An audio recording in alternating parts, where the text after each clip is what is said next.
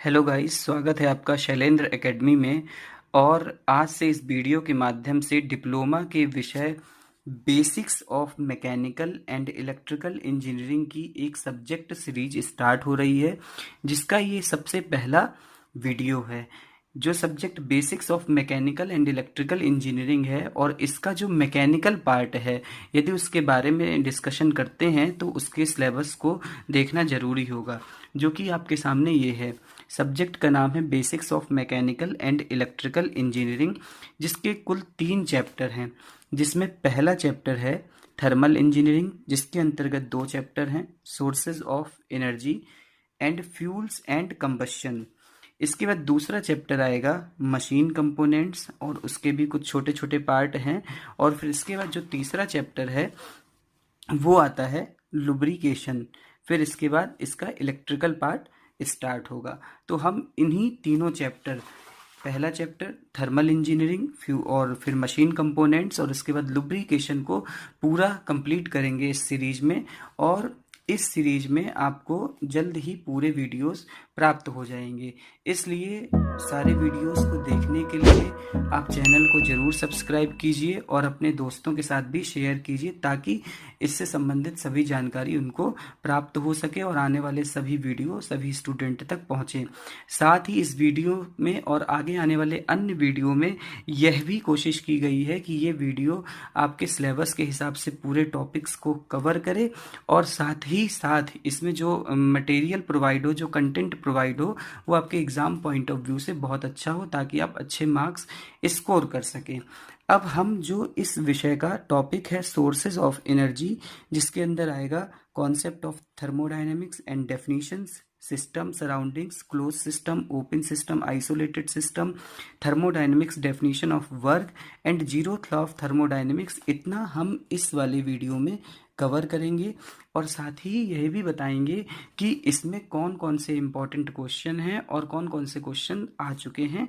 तो उसके लिए हम क्वेश्चन की लिस्ट आपके सामने लेकर के आते हैं, और वो लिस्ट ये है। सब्जेक्ट है क्वेश्चन बैंक है, subject basics of mechanical and electrical engineering का जो टॉपिक है थर्मोडायनेमिक्स।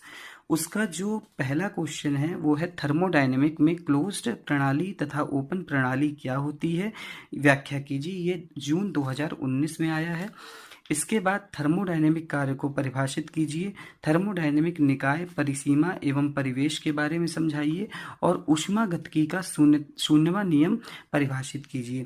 ये इंपॉर्टेंट क्वेश्चन है, हो सकता है इस बार के एग्जाम में ये क्वेश्चन पूछे जाएं। तो इन सभी टॉपिक या विषयों को कवर करते हुए ये वीडियो बनाया गया है। हो सकता है वीडियो थोड़ा लंबा हो, लेकिन इस पूरे वीडियो में आपका ये सारे टॉपिक क्लियर हो जाएंगे। वीडियो को बहुत ध्यान से सुने और पूरा सुने, इसके बाद देखिएगा कि वीडियो आपको पूरा समझ में आएगा, ये टॉपिक आपको सारे क्लियर हो जाएंगे। तो हम सबसे पहले इस टॉपिक को शुरू करते हैं। तो दोस्तों देखिए, चैप्टर फर्स्ट हमने लिया है ऊर्जा के स्रोत, सोर्सेज ऑफ एनर्जी, जिसमें जो आपका टॉपिक है वो है ऊष्मागतिकी का परिचय, इंट्रोडक्शन ऑफ थर्मोडायनेमिक्स। टॉपिक जो इम्पोर्टेंट है उसके अलावा विषय के बारे में भी बताना बहुत आवश्यक है। तो जो आपके विषय में ऊष्मा इंजीनियरिंग का यदि हम जरा परिचय आपसे कराएं, तो देखिए कोई भी डेफिनेशन यदि सब्जेक्ट की बेसिक डेफिनेशन होती है तो वो उसमें शाखा का उपयोग जरूर होता है। जैसे कि इलेक्ट्रिकल पढ़ेंगे तो ये विज्ञान की वह शाखा है, उसी तरीके से जो ऊष्मा इंजीनियरिंग है, ध्यान रखिएगा, ऊष्मा इंजीनियरिंग वह अभियंत्रण की वह शाखा है जिसके अंतर्गत ऊष्मा उत्पन्न करने से लेकर ऊष्मीय ऊर्जा का अन्य ऊर्जाओं में रूपांतरण संबंधित सभी विधियों का एवं ऊर्जा रूपांतरण में प्रयोग किए गए उपकरणों एवं सिद्धांतों का विस्तृत अध्ययन किया जाता है। दोस्तों इस डेफिनेशन को ध्यान से देखेंगे तो 4 चीजें बहुत इंपॉर्टेंट है कि ये जो ब्रांच है अभियंत्रण की, इसमें ऊष्मा जो उत्पन्न होगी और फिर इस उत्पन्न हुई ऊष्मा का अन्य ऊर्जाओं में रूपांतरण होगा, और उस रूपांतरण में प्रयोग किए गए उपकरण और सिद्धांतों का जो अध्ययन होगा वो ऊष्मा इंजीनियरिंग के अंतर्गत आता है। तो ये 4 पॉइंट ही इम्पॉर्टेंट है जिनको आपको ध्यान देना है, और इस प्रकार से ये डेफिनेशन कंप्लीट होगी। फिर इसके बाद जो नेक्स्ट डेफिनेशन आएगी वो ऊष्मागतिकी की। मीन्स थर्मोडायनेमिक्स क्या है। थर्मोडायनेमिक्स की यदि बात करते हैं तो ऊष्मागतिकी के अंतर्गत हम ऊष्मा तथा कार्य के बीच संबंध का अध्ययन भौतिक निकायों के साथ करते हैं। ध्यान से सुनिए, ऊष्मा तथा कार्य के बीच संबंध का अध्ययन हम भौतिक निकायों के साथ करते हैं। भौतिक निकाय क्या होते हैं, यानी फिजिकल सिस्टम। फिजिकल सिस्टम वो सिस्टम होते हैं जिसमें हम ऊष्मा दे करके या विभिन्न प्रकार से ऊर्जा को प्राप्त करके उसको फिर हम ऊर्जा के दूसरे रूप जैसे कार्य में परिवर्तित कर सकते हैं। देखिए यहाँ पे ये बताना आवश्यक है कि जो अभी ऊपर ऊर्जा बताई गई थी, इस ऊर्जा के दो रूप होते हैं और एक होता है ऊष्मा और एक होता है कार्य। तभी यहाँ पर लिखा गया है ऊष्मा तथा कार्य के बीच संबंध भौतिक निकायों के साथ करते हैं। तो इस चीज का, इसी को ऊष्मागतिकी कहते हैं। ऊष्मागतिकी में हम इसी का अध्ययन करते हैं। देखिए अब इसके बाद हम अगली डेफिनेशन में यदि बढ़ें तो अगली definition he subject point of view से और सिलेबस के और एग्जाम के हिसाब से इम्पॉर्टेंट है और इनको ध्यान से आपको बिल्कुल सुनना है। देखिए सबसे पहली डेफिनेशन है आपकी ऊष्मागतिकी निकाय एवं परिवेश। बहुत ध्यान से सुनेंगे। ऊष्मागतिकी सिस्टम एंड सराउंडिंग क्या होता है। देखिए सिस्टम, हम लोग कहते हैं ये सिस्टम सही नहीं, वो सिस्टम सही नहीं, मतलब कोई ऐसी चीज़ है जहाँ पर कुछ कार्य होता है और जो हमें अच्छा नहीं लगता है, और वो कार्य घर में भी हो सकता है, समाज में भी हो सकता है, कहीं पर भी हो सकता है, तो वो सिस्टम हो गया। लेकिन अगर ऊष्मागतिकी की बात करते हैं तो भी सिस्टम वही होगा लेकिन अलग प्रकार से होगा। जैसे कि एक निर्धारित क्षेत्र या स्थान, जैसे कि ये एक हमने स्थान बना दिया, इसके अंदर कई सारे एनालिसिस हो रही हैं किसी भी चीज़ से लेकर के, तो जिसकी एनालिसिस होगी, जिस टॉपिक से संबंधित एनालिसिस होगी, वो वही सिस्टम कहलाएगा। अब थर्मोडायनेमिक्स की यदि बात करते हैं तो कोई एक निश्चित क्षेत्र है जिसके अंतर्गत ऊष्मागतिकी क्रियाओं का अध्ययन किया जाता है, वह ऊष्मागतिकी निकाय कहलाता है। एक निश्चित क्षेत्र जिसके अंतर्गत ऊष्मागतिकी क्रियाओं का अध्ययन किया जाता है, वह ऊष्मागतिकी निकाय कहलाता है। ये एक निर्धारित क्षेत्र है जो हरे रंग से आपको दिख रहा है, इसके अंतर्गत सिस्टम होगा। जिस ये हरी बाउंड्री से जो घिरा हुआ है इसको परिसीमा कहेंगे, या एक आवरण है जिसको परिसीमा कहेंगे, और जो उसके बाहर का एरिया होगा वो परिवेश कहलाएगा। एक उदाहरण बताते हैं तो घर में सभी की बाउंड्री होती है, बाउंड्री के अंदर हम घर में उठते हैं, बैठते हैं, क्रियाएं करते हैं, वो सब हमारी घर की क्रियाएं होंगी, तो घर का सिस्टम कहलाएगा। घर की बाउंड्री के बाहर मंदिर है, पेड़ है, सड़क है, ये सब हमारा परिवेश कहलाएगा, और जिस आवरण से हमारा घर ढका होगा वो हमारी बाउंड्री कहलाएगी। अब हम इससे संबंधित कुछ और चीज़ों को भी डिस्कस करेंगे। जैसे इधर देखते हैं, ये कुछ पॉइंट्स हैं कि जो निकाय होता है, यानी जो सिस्टम की अभी हमने बात की, उसका जो आयतन है वो स्थिर एवं परिवर्तनशील हो सकता है। साथ ही साथ निकाय में कार्यकारी पदार्थ के गुणों का भी अध्ययन किया जाता है। ये देखिए आपके सामने पिस्टन सिलेंडर असेंबली बनी हुई है, जहाँ पे पिस्टन है, यहाँ पे ये गैस भरी हुई है। इस गैस को ही कार्यकारी पदार्थ कहलाएंगे। कार्यकारी पदार्थ गैस भी हो सकती है, अदर सिस्टम में हम वायु यूज कर सकते हैं, वाष्प यूज कर सकते हैं, तो यहाँ पे हमने गैस को लिया है, तो ये गैस हमारा कार्यकारी पदार्थ कहलाएगा। ये देखिए पूरा सिस्टम है, यहाँ पर इस गैस के द्वारा कुछ न कुछ जो है कार्य किया जा रहा है, या कुछ न कुछ क्रियाएं की जा रही हैं। तो ये अंदर का पोर्शन पूरा जो ये घिरा हुआ है, ये निकाय कहलाएगा। इस सिलेंडर की, जो पिस्टन सिलेंडर असेंबली के बाहर का एरिया है, ये परिवेश कहलाएगा, और ये पूरी जो है इसकी बाउंड्री होगी। जब यहाँ से हीट दी जाएगी तो ये गैस का आयतन बढ़ेगा, और जब आयतन बढ़ेगा तो ये पिस्टन ऊपर की तरफ मूव करेगा। अब ये पिस्टन जब ऊपर की तरफ मूव करेगा तो यानी बाउंड्री, बेटा देखिए यहाँ पर इसकी बढ़ रही है, और जब बाउंड्री बढ़ेगी तो जो गैस का आयतन पहले था वो आयतन, मान लीजिए यहाँ तक बाउंड्री आ गई तो आयतन बढ़ जाएगा। इसलिए लिखा है निकाय का आयतन स्थिर एवं परिवर्तनशील हो सकता है। ये बात बिल्कुल आपको ध्यान रखनी है, और स्थिर भी हो सकता है। ये तो परिवर्तनशील है लेकिन स्थिर भी हो सकता है। और कार्यकारी पदार्थ के गुणों का भी हम सिस्टम में अध्ययन करते हैं। अब इसके बाद जो नेक्स्ट डेफिनेशन आती है वो परिसीमा की है। मीन्स जो अभी आपको समझाया गया है कि वह आवरण जो ऊष्मागतिकी निकाय तथा परिवेश को अलग करती है। देखिए बेटा, ये निकाय है और ये परिवेश है, निकाय को परिवेश से ये लाल लाल जो कलर की लाइन दिखाई गई है ये अलग कर रही है, और यही बेटा इसकी परिसीमा या बाउंड्री कहलाती। बिल्कुल सिंपल डेफिनेशन है कि वह आवरण, आवरण शब्द याद रखना है, वह आवरण जो ऊष्मागतिकी निकाय तथा परिवेश को अलग करती है परिसीमा कहलाती है। वही चीज ऊपर लिखी हुई, वह स्थान जो निकाय के क्षेत्र को चिन्हित करती, मीन्स ये जो आपकी लाल कलर की बाउंड्री थी इसी ने निकाय के क्षेत्र को चिन्हित कर दिया, ये परिसीमा कहलाती है। परिसीमा बढ़ या सिकुड़ भी सकती है। इसका मतलब ऊपर वाले पॉइंट से है कि जो निकाय का आयतन स्थिर एवं परिवर्तनशील हो सकता है। इसके बाद बात करते हैं परिवेश या परिस्थान, जिसको हम लोग सराउंडिंग बोलते हैं। तो देखिए, निकाय की परिसीमा के बाहर का क्षेत्र जिसमें ऊर्जा का रूपांतरण होता है परिवेश कहलाता है। निकाय की परिसीमा के बाहर का क्षेत्र आपका परिस्थान या परिवेश कहलाएगा। ये बेटा ध्यान रखना है कि जब भी डेफिनेशंस को हम बताएंगे तो परिसीमा, निकाय या फिर आपका परिवेश शब्द आना चाहिए, इसीलिए हर जगह अंडरलाइन की गई है ताकि आपको समझने में आसानी हो। और इसी प्रकार से यदि आप एग्जाम में प्रेजेंट करेंगे बहुत अच्छे मार्क्स मिलेंगे, बिल्कुल एकदम गारंटी इस बात की। परिवेश में निकाय से, ये उसी का एक संबंधित पॉइंट है, परिवेश में निकाय से या निकाय में परिवेश से कार्यकारी पदार्थ के द्रव्यमान तथा ऊर्जा का आदान प्रदान होता है। मींस जो मास होगा या जो एनर्जी होगी वो सिस्टम की बाउंड्री से अंदर और बाहर प्रवेश कर सकती है, परिवेश में निकाय से या निकाय में परिवेश से। कार्यकारी पदार्थ वायु, भाप, गैस आदि हो सकते हैं।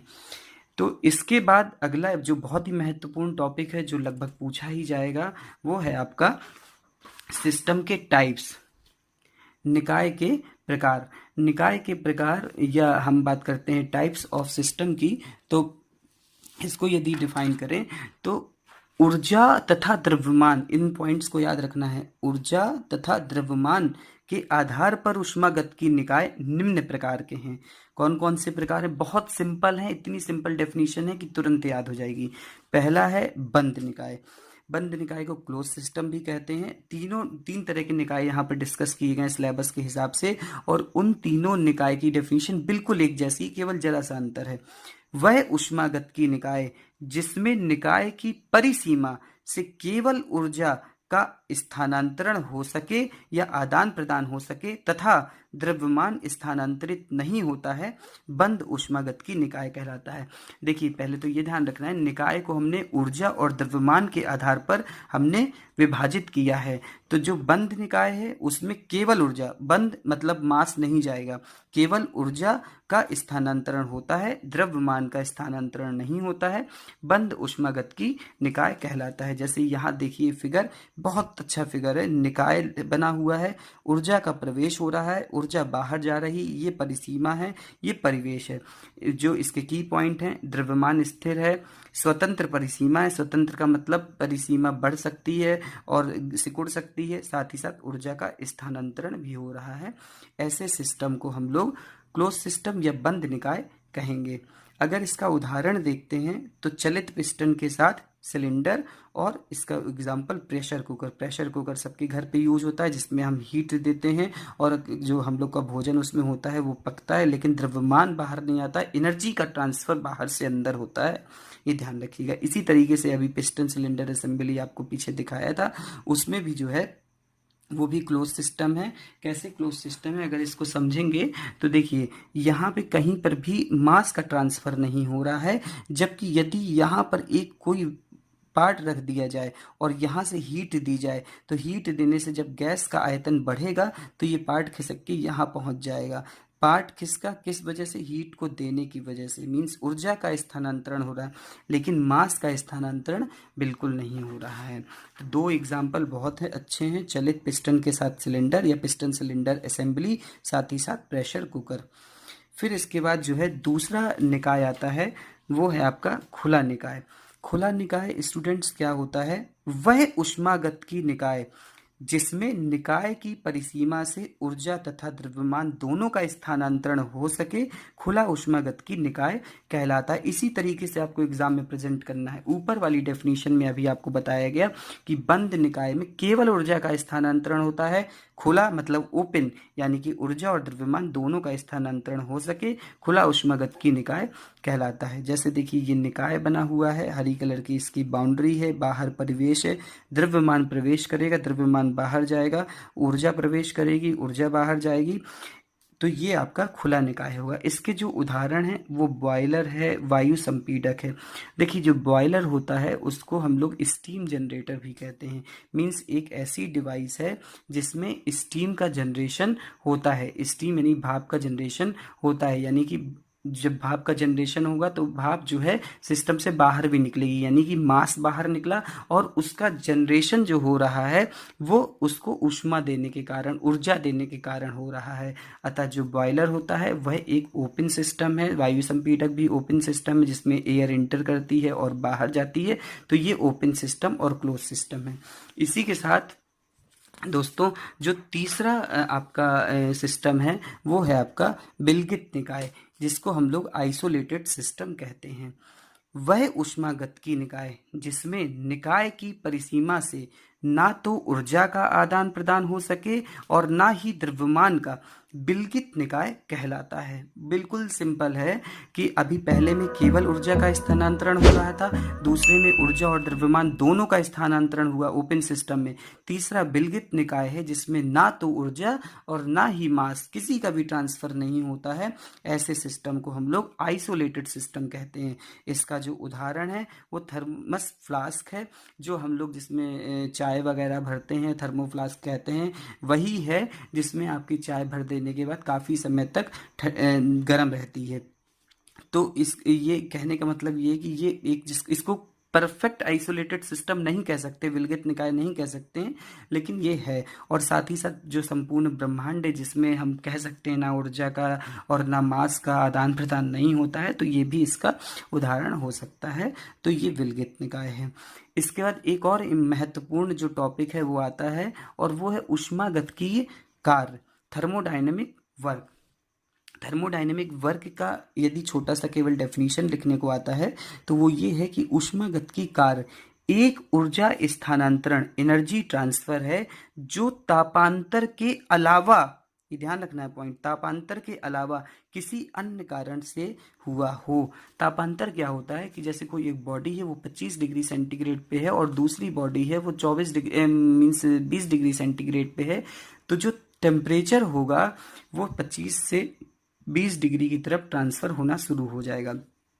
टेम्परेचर के अलावा, इस टेम्परेचर के ट्रांसफर होने के या हीट के ट्रांसफर होने के अलावा जिस भी कारण से ऊर्जा का स्थानांतरण हुआ होगा वो ऊष्मागतिकी कार्य ही कहलाएगा। और जो तापांतर के साथ होता है उसको हम लोग हीट ट्रांसफर बोलते हैं।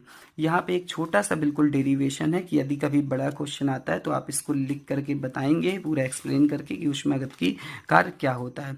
तो ये है, देखिए फिगर को समझिए ध्यान से।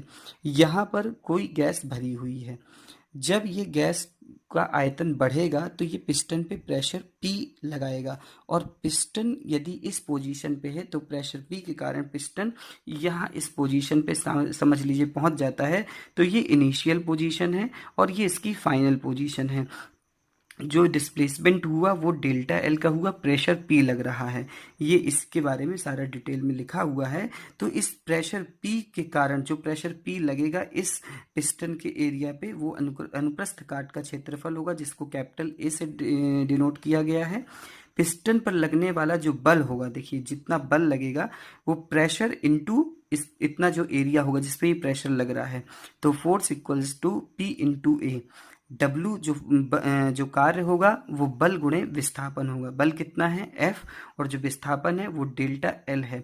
तो DW बराबर force into delta L, DW equals to P into A into delta L, DW equals to P into A into delta L. A into L means क्षेत्रफल इंटू जो लंबाई है वो वॉल्यूम होती है, यहाँ पे हमने D के फॉर्म में लिया है तो वॉल्यूम भी D के फॉर्म होगा। तो ये जो ऊष्मागतिकी वर्क हुआ P इंटू DV हुआ।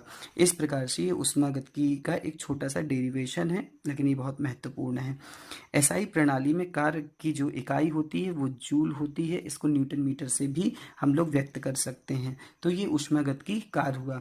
इसके बाद इस जो आपका टॉपिक है इसका जो सबसे महत्वपूर्ण और अंतिम टॉपिक आता है, वो है ऊष्मागतिकी का 0वां नियम, यानी कि 0th law of thermodynamics. Students, ये जो लॉ है ये टोटली जो है थर्मोडायनेमिक्स के जो थर्मल इक्विलिब्रियम पे कार्य करता है। मींस समझिए, बिल्कुल सिंपल है। यदि दो निकाय किसी तीसरे निकाय के साथ ऊष्मागतिकी संतुलन यानी थर्मोडायनेमिक इक्विलिब्रियम में है, तो वे आपस में भी तापीय ऊष्मीय संतुलन में होंगे। मींस देखिए, एक बॉडी ये है ए और एक बॉडी बी है और ये एक बॉडी सी है, तो अंत में ये तीनों बॉडी जो है वो ऊष्मागतिकी संतुलन में होंगी। समझिए ये क्या लिखा है, यदि दो निकाय ए और बी किसी तीसरे निकाय सी के साथ ऊष्मागतिकी संतुलन में हैं, तो वे आपस में भी तापीय संतुलन में होंगे। ये इसका स्टेटमेंट है जो कि एकदम सिंपल है कि यदि कोई दो निकाय किसी तीसरे निकाय के साथ ऊष्मागतिकी संतुलन में हैं, तो वे आपस में भी तापीय ऊष्मीय संतुलन में होंगे।